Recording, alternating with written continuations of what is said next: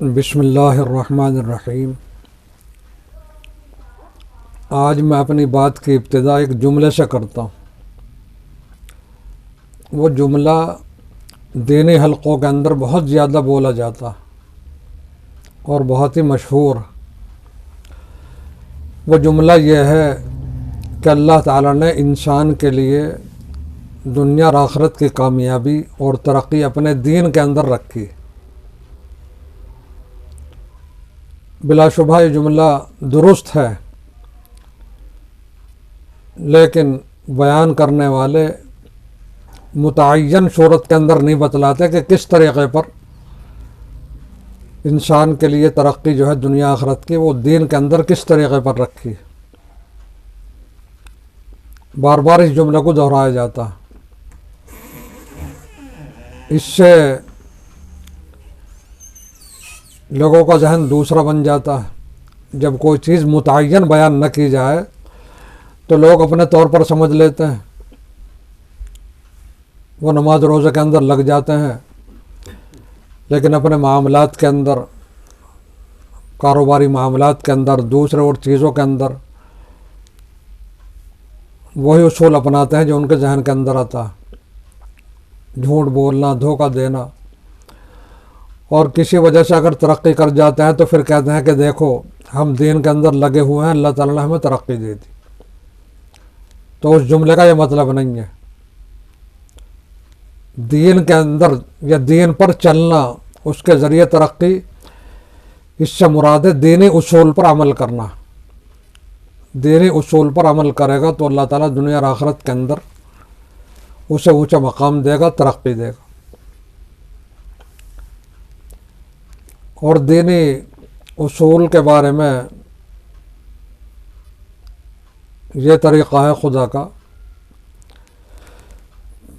کہ اس کے تمام نتائج اور رزلٹ جو ہے یہ غیب کے اندر رکھ دیے۔ اس جملے کا جواب بھی غیب ہی کے اندر ہے۔ ایمان بالغیب کہا جاتا ہے غیب پر یقین رکھنا، اور غیب کے معنی بیان کیے تھے کہ غیب وہ کہلائی جاتی ہے جو آنکھوں سے نظر نہ آئے، نہ اس کے بارے میں تصور کر سکے۔ ایمان بالغیب کے دو پہلو ہیں، ایک کا تعلق آخرت سے ہے اور دوسرا کا پہلو اسی دنیا سے ہے۔ ہمارا جو امتحان ہو رہا ہے اور جانچا جا رہا ہے ایمان بالغیب کے بارے میں، وہ دنیا والے پہلو سے جانچا جا رہا ہے۔ ایک عجیب بات یہ ہے کہ آدمی نماز پڑھتا ہے، روزہ رکھتا ہے، زکوٰۃ دیتا ہے، حج کرتا ہے، وہاں پر تو ایمان بالغیب رکھتا ہے کہ آخرت کے اندر ثواب ملے گا، اور جو دوسری باتیں ہیں ان کے بارے میں اللہ تعالیٰ نے فرما دیا کہ ان کے بارے میں بھی ایمان بالغیب رکھو، مثلا سچ بولنا، امانت میں خیانت نہ کرنا، دوسروں کو دھوکہ نہ دینا۔ تو یہاں شیطان کے بہکائے میں آ جاتے ہیں۔ شیطان کا جو بہکانا ہے وہ قرآن نے بیان کر دیا کہ جب بھی کسی اسلامی اصول پر عمل کرنے کا کوئی ارادہ کرتا ہے، مثلا اس نے یہ طے کر لیا کہ میں سچ بولوں گا، تو فوراً شیطان آتا ہے، وہ یہ بہکاتا ہے کہ الشیطان یعدکم الفقر ویأمرکم بالفحشاء۔ شیطان تمہیں فقر و فاقے کا خوف دلاتا ہے اور فقر و فاقے سے ڈرا کر تمہیں برائی کے اندر مبتلا کر دیتا۔ تم نے اپنے کاروبار کے اندر اگر سچ بولا تو تمہارا کاروبار نقصان کے اندر جائے گا، کوئی فائدہ نہیں ہونے کا، تم پیچھے رہ جاؤ گے، تو وہ بے معنی کے راستے کے اوپر ڈال دیتا۔ امانت میں خیانت نہیں کی تو ہمیں نقصان ہو جائے گا۔ یہ اسلام کا کوئی بھی اصول لے لو، ہر آدمی دل سے چاہتا ہے کہ اس کی عزت ہو، شہرت ملے، دولت حاصل ہو، لیکن اسلام نے اس کے دوسرے طریقے بیان کر دیے ہیں جو انسان کے تصور میں بھی نہیں آ سکتے۔ عزت کے بارے میں کہا ہے کہ وہ تواضع کے اندر رکھ دی۔ اسی طریقے پر شہرت کے بارے میں کہا کہ وہ گمنامی کے اندر رکھ دی۔ تو یہ ایسے اصول ہیں کہ شیطان کو بہکانا بہت آسان ہو جاتا ہے۔ کوئی تواضع اختیار کرتا ہے تو اس کے بارے میں شیطان آ کر کہتا ہے کہ تم تو خود ہی ذلیل ہو جاؤ گے، دوسرا تمہیں ذلیل کر دے گا۔ تو وہ تکبر کرنے لگتا ہے۔ اسی طریقے پر کاروبار کے سلسلے میں اگر صحیح طریقے سے چلنے لگے تو ہم سب پیچھے رہ جائیں گے۔ ان کے بارے میں قرآن کا کہنا یہ ہے کہ ان تمام اچھی باتوں پر، اسلام کے اصول پر آدمی اللہ کے بھروسے پر عمل کر لے اور اس کا جو نتیجہ رزلٹ ہوگا وہ بہت ہی زیادہ شاندار ہوگا، ایسا شاندار ہوگا کہ اس کے بارے میں نہ تو انسان نے سوچا ہوگا اور نہ کبھی دیکھا ہو۔ تاریخ میں ایسے واقعات بے شمار ہیں۔ سب سے پہلی مثال تو خود رسول اللہ صلی اللہ علیہ وسلم کی ہے۔ رسول اللہ صلی اللہ علیہ وسلم قرآن کے بیان کے مطابق انتہائی غریب گھرانے کے اندر پیدا ہوئے تھے۔ غربت کا اندازہ وہاں سے لگا سکتے ہیں کہ کسی بھی دائی نے آپ کو لینا گوارا نہیں کیا، غریب ہونے کی بنا پر۔ اسی حال کے اندر آپ بڑے ہوئے اور تجارت شروع کری۔ حضرت خدیجہ کو معلوم ہوا تو حضرت خدیجہ نے بھی آپ کو ایک تجارتی قافلے کے ساتھ بھیج دیا۔ اس زمانے کے اندر جتنے بھی غلام، نوکر، چاکر ہوتے تھے وہ حضرت خدیجہ کے سامنے آ کر جھوٹ بولتے تھے، یعنی آدھا نفع بتلاتے تھے اور آدھا خود رکھ لیا کرتے تھے۔ ایسے ماحول کے اندر رسول اللہ صلی اللہ علیہ وسلم ان کے ساتھ گئے اور تجارت کر کر واپس آئے، اور آپ نے جتنا نفع ہوا تھا وہ سچائی کے ساتھ بیان کر دی۔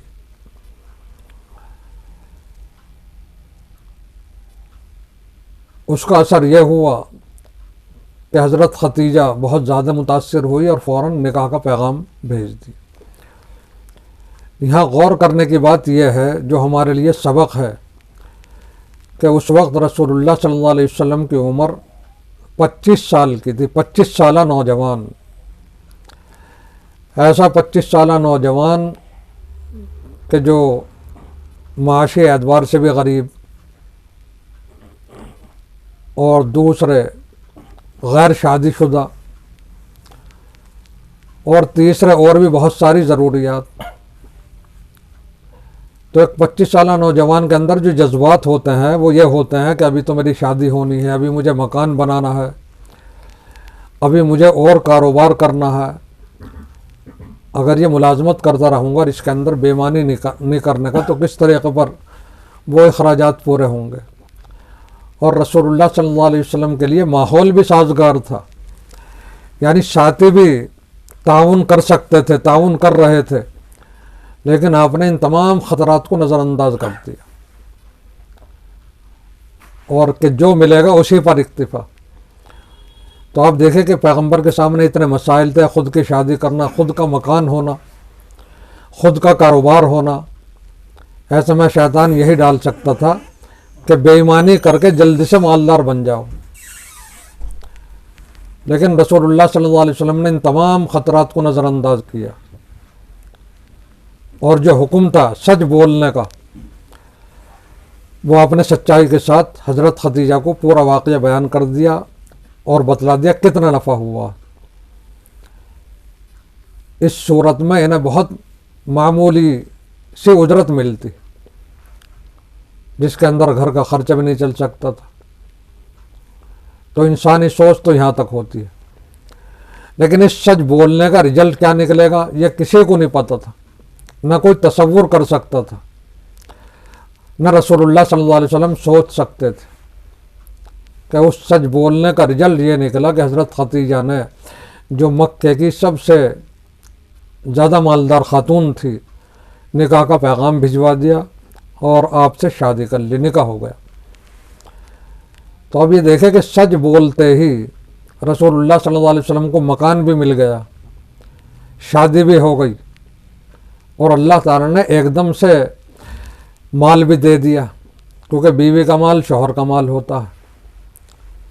سورہ والضحیٰ کے اندر اسی طرف اشارہ کیا ہے اللہ تعالیٰ نے، وَوَجَدَكَ عَائِلًا فَأَغْنَىٰ، اللہ تعالیٰ نے آپ کو فقیر پایا، آپ غریب تھے اور پھر اللہ تعالیٰ نے آپ کو مالدار کر دیا. یعنی حضرت خدیجہ مالدار خاتون تھی، وہ آپ کی اہلیہ بن گئی تو آپ بھی مالدار ہو گئے. تو صرف ایک ہی اصول پر عمل کرنے سے رسول اللہ صلی اللہ علیہ وسلم مالدار ہو گئے. اسے ہی کہا جاتا ہے کہ اللہ تعالیٰ نے دین کے اندر رکھی ہے ترقی. تو دین پر عمل کیا اور ایمان بالغیب کا ثبوت دیا کہ اس اچھی بات پر عمل کرنے سے رزلٹ کیا نکلے گا. اللہ تعالیٰ پر بھروسہ کیا اور پھر ایسا شاندار رزلٹ نکلا کہ کوئی انسان تصور نہیں کر سکتا. آج بھی ہم اسی طریقے پر عمل کریں اور رزلٹ کو غیب کے اوپر چھوڑ دیں تو اسی طریقے پر شاندار نتیجہ نکلے گا جس طریقے پر رسول اللہ صلی اللہ علیہ وسلم کے سامنے نکلا. تاریخ کے اندر اس قسم کے بے شمار واقعات. ایک واقعہ جو ہے شیخ عبد القادر جیلانی کا ہے، بہت بڑے عالم گزرے ہیں. بچپن کا واقعہ ہے. اس زمانے کے اندر علم حاصل کرنے کے لیے دوسرے شہروں کے اندر جایا کرتے تھے. تو شیخ عبد القادر جیلانی بھی بچپن کی حالت میں ایک قافلے کے ساتھ ہو گئے علم حاصل کرنے کے لیے. راستے کے اندر ڈاکوؤں نے اس قافلے کو لوٹا اور سارا مال و اسباب چھین لیا. یہ 10-12 سال کے بچے تھے، ایک طرف کھڑے تھے. ڈاکوؤں کے سردار نے اچٹتی ہوئی نظروں سے بچے سے بھی پوچھ لیا. سوچا کہ اس کے پاس کیا ہوگا لیکن پوچھ کے دیکھ لیں. شیخ عبد القادر جیلانی سے جو پوچھا کہ تمہارے پاس بھی کچھ ہے، تو اس بچے نے بالکل سچی بات بتلا دی کہ ہاں میرے پاس بھی ہے. ڈاکو کے سردار کو بہت زیادہ تعجب ہوا اور وہ یہ سمجھ رہا تھا کہ شاید یہ میرے سے مذاق کر رہے ہیں. انہوں نے پوچھا کہاں ہے؟ تو شیخ عبد القادر جیلانی نے کہا کہ میری کمر کے اندر بندھے ہوئے.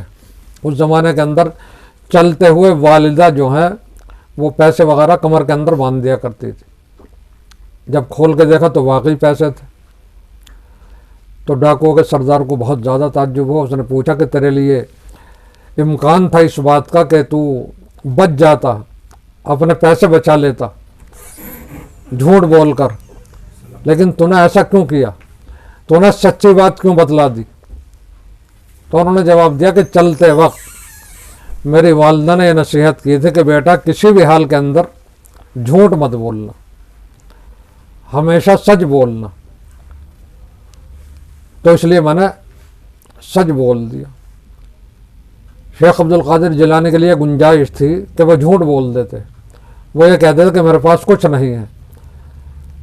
تو ڈاکو کو امید بھی نہیں تھی، وہ نظر انداز کر کے آگے بڑھ جاتا اور پھر بعد میں اپنی عقل مندی ظاہر کرتے کہ دیکھو میں نے اپنی ہوشیاری سے، چالاکی سے یہ پیسے بچا لیے. لیکن انہوں نے ایسا نہیں کیا. اس کی پرواہ نہیں کی کہ میرے پیسے چھن جائیں گے، سچ بول دیا. اس کا نتیجہ یہ ہوا کہ ڈاکو کے اوپر زبردست اثر پڑا کہ یہ بچہ ہونے کے باوجود سچ بولتا ہے، اپنی والدہ کا اتنا کہنا مانتا ہے، اور ہماری عمر اتنی گزر چکی ہے ہم نافرمانی کے اندر مبتلا. اس درجے متاثر ہوا کہ وہیں پر توبہ کر لی اور تمام اپنے ساتھیوں کو حکم دیا کہ قافلے والوں کا جو سامان تھا سب کو واپس کر دو. سب کو واپس کر دیا گیا. تو اس سے اندازہ کریں آپ کہ اس سچ بولنے کے اندر ہی کسی نے تصور کیا تھا کہ مال بچ جائے گا. ایسے موقع پر شیطان یہی کہتا ہے کہ اگر سچ بولو گے تو مال چلا جائے گا اور اگر جھوٹ بول دو گے تو مال بچ جائے گا.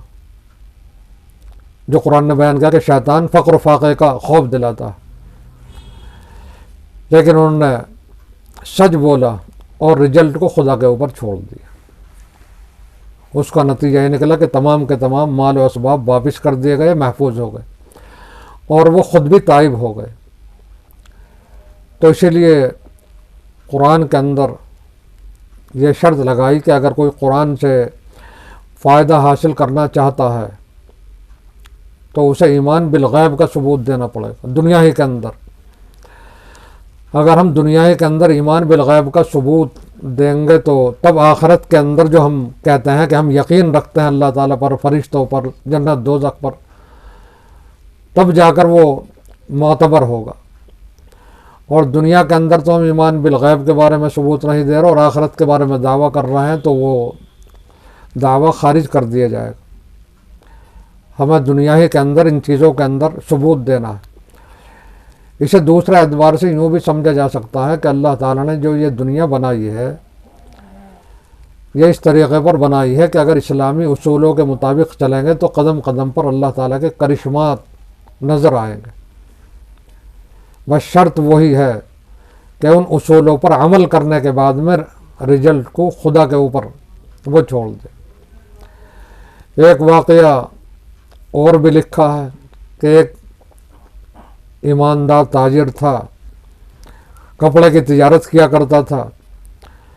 اس نے اپنے ماتحتوں سے اور ملازموں سے یہ کہہ رکھا تھا کہ دیکھو اگر کسی کپڑے کے اندر کوئی بھی عیب ہو تو گاہک کو پہلے بتلا دیا جائے. ایک مرتبہ ایک کپڑا دیا مالک نے اور کہا کہ اس کے اندر یہ عیب ہے، اور تاکید کر دی کہ جب بھی اس کپڑے کو بیچو تو گاہک کو پہلے بتلا دینا. شام کو نوکر آیا، نوکر سے پوچھا کہ بک گیا وہ؟ اس نے کہا کہ ہاں بیچ دیا. کہ وہ عیب بتلا دیا تھا اس کے اندر؟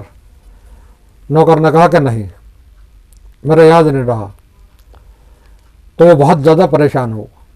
اب دیکھیے کہ ہم اور آپ ہوتے تھے بہت بڑے خوش ہوتے کہ اچھا ہوا عیبدار کپڑا بک گیا. لیکن وہ نیک تاجر بہت زیادہ پریشان ہوا اور اسے چین نہیں پڑا. اس نے فوراً کہا کہ تلاش کرنا چاہیے. وہ اپنے نوکر کے ساتھ تلاش کے اندر نکل گیا. گھر پہ پہنچا، گھر سے معلوم ہوا کہ وہ تو حج کے لیے روانہ ہو چکا ہے. اس زمانے کے اندر قافلوں کے ساتھ جاتے تھے حج کرنے کے لیے.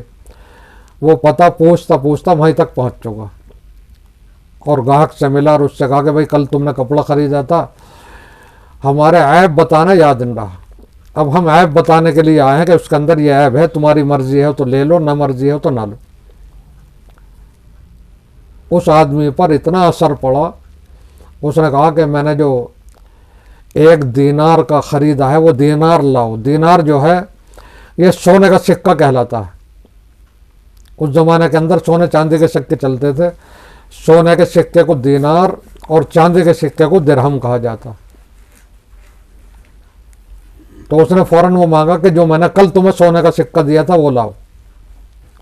انہوں نے واپس کر دیا، دے دیا اسے. اور اس خریدنے والے نے یہ کہا کہ دیکھو کل جو میں نے تمہیں سونے کا سکہ دیا تھا یہ کھوٹا تھا. یہ ظاہر میں تو سونا تھا لیکن اندرونی طور پر اس کے اندر کچھ نہیں تھا. تمہاری ایمانداری سے میں متاثر ہوا ہوں اور اب اصلی سکہ سونے کا دے رہا ہوں. تو دیکھیے آپ کہ اگر وہ گھر بیٹھے ہوئے خوش ہو جاتے کہ ہم نے عیب والا مال جو ہے وہ بیچ دیا، دوسرے کو بیوقوف بنا دیا، تو ایک اعتبار سے خود ہی بیوقوف بنے کیونکہ ان کے پاس کھوٹا سکہ تھا. لیکن جب دل کے اندر یہ طلب پیدا ہوئی کہ ہمیں ایمانداری سے اسے بدلا دینا ہے تو اللہ تعالیٰ نے اس کے بدلے میں اصلی سکہ دے دیا.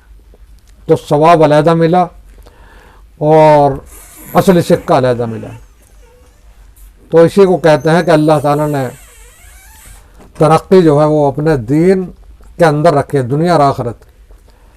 تو اس سے مراد یہی ہے کہ آدمی اسلامی اصولوں پر چلے اور جو شیطان خطرات دکھلاتا ہے اسے نظر انداز کر.